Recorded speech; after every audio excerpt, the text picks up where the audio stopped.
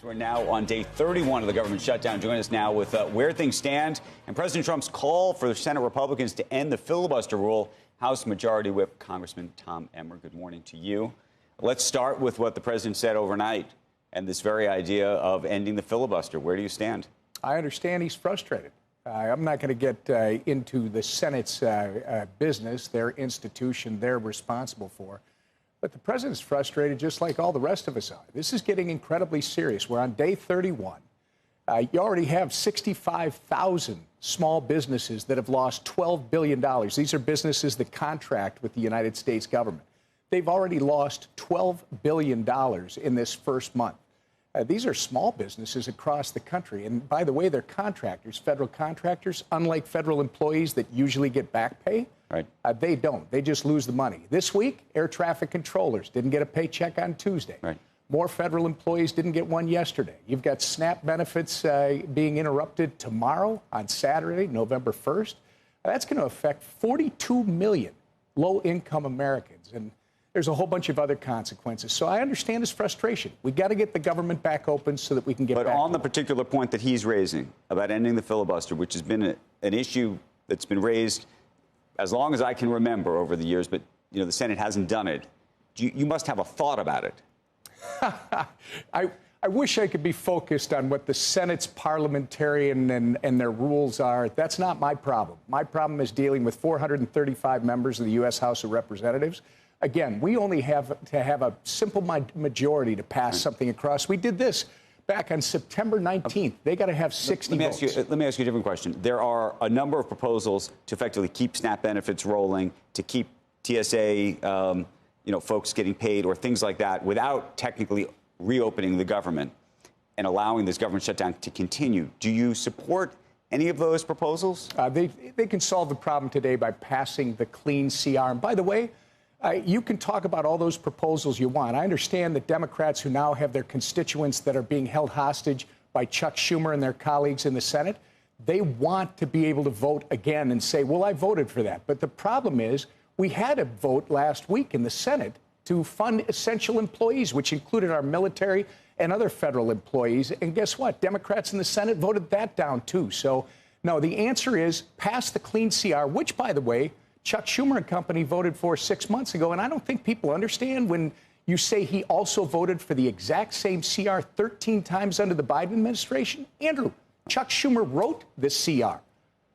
That's just vote for the CR and people will stop getting hurt. What do you, in terms of obviously there's finger pointing on all sides and the Democrats are trying to blame the Republicans and the Republicans are trying to blame the Democrats and all of the same. But at what point do you think that at what point is the inflection point that either forces Democrats to pass the CR cleanly, or given that they've held out this long, do you think that they need something? I don't know what something even is. I mean, obviously they're pushing on the health care issue, but is there something that the Republicans give so that you get to that place? And I'm not suggesting you should be doing that. I'm just suggesting from a practical perspective how both sides can get to yes. Well, as you know, I believe they should come in today. They should vote and pass it immediately, and President Trump will sign it, and we'll be up and running, and people will stop getting hurt. In the meantime, I think it started this week.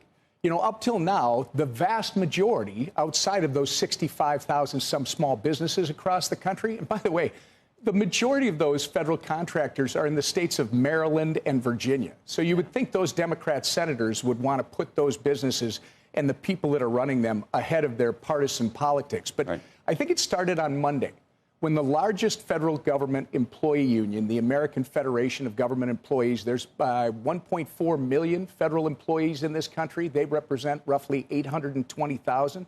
They sent a letter on Monday saying, and it wasn't directed to one or the other, it just simply said, pass the clean right. CR. I think that was the beginning.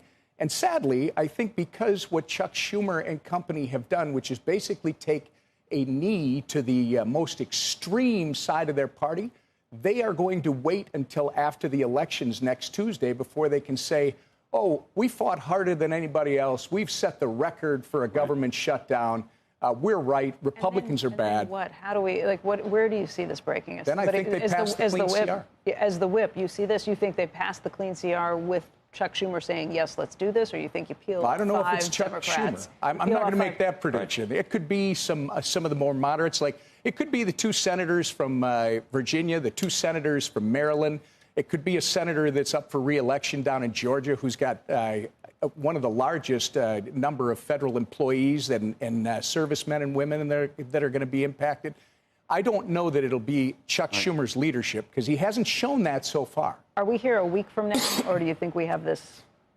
What's your timeline on it? If you had to make an estimate. I'm not the one making the but you understand date. this. I'm telling you that sadly, I think their next inflection point is next Tuesday.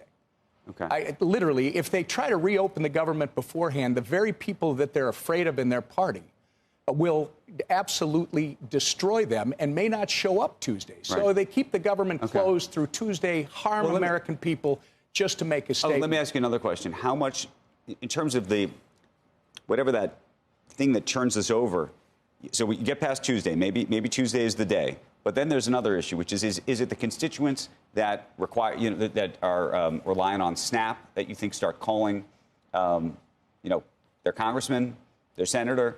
Is that what pushes this over? Or is it a TSA situation where the lines become so crazy, where flights are not taking off? Where, by the way, senators and congressmen, you're flying around the country right now, can't actually get where they want to go. No, I had to drive, Andrew. Oh, did you actually drive here? Oh yeah, I had to drive last night because there was a complete meltdown. Ground stop in DCA, LaGuardia had issues. There were, you've seen ground stops in Dallas, in Newark. Okay, but there's part of me that, and it's a sad commentary on America if it's actually the airlines rather than the folks who need SNAP to eat. But what is the issue you think that actually tips the balance? First off, I would say this. When Chuck Schumer and Senate Democrats decided to take us into a shutdown, they should have written a book on government shutdowns. It was written by Republicans. We understand and we learn that you do not leverage your policy provisions from the minority with a government shutdown.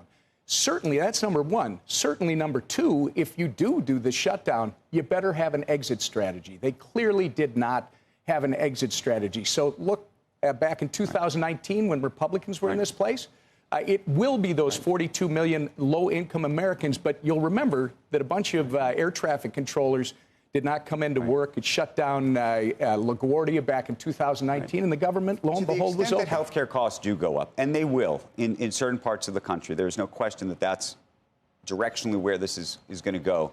Do you think Democrats will get any credit when this is all over for raising the red flag on that? And what does that do to some of your constituents and others in red states? Well, they can try to claim the high ground on that. But remember, the alternative proposal that Chuck Schumer and company filed in the Senate makes it very clear that their argument about health care is completely false.